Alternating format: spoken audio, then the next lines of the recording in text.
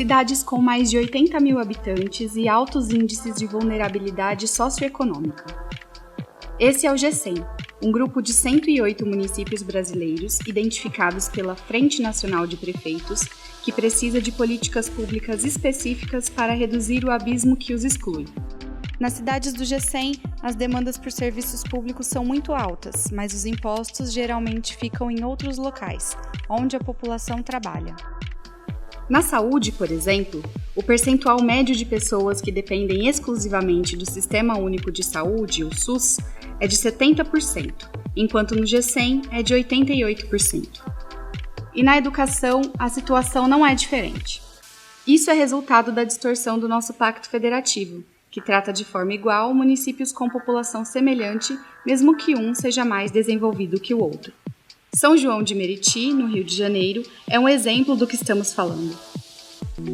A cidade fica aqui na Baixada Fluminense, tem 35 km² de área e é conhecida como o Formigueiro das Américas, por ter o maior número de pessoas por metro quadrado. Faz limite com os municípios de Duque de Caxias, Rio de Janeiro, Nilópolis, Mesquita e Belford Roxo. É cortada pela Via Dutra, uma das mais importantes do país. A Dutra, que corta a cidade, também separa a população, aumenta o risco de acidentes e deixa ainda mais pobreza pelo caminho.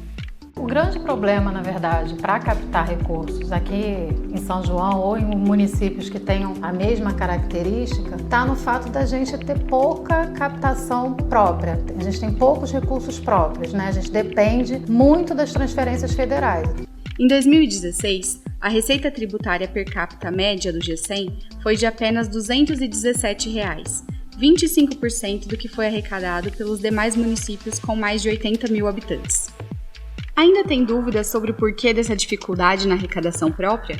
Cidades desse grupo têm uma base tributável restrita em função da renda de sua população, menos dinamismo na economia e menor valor venal dos imóveis. É preciso fazer um grande esforço.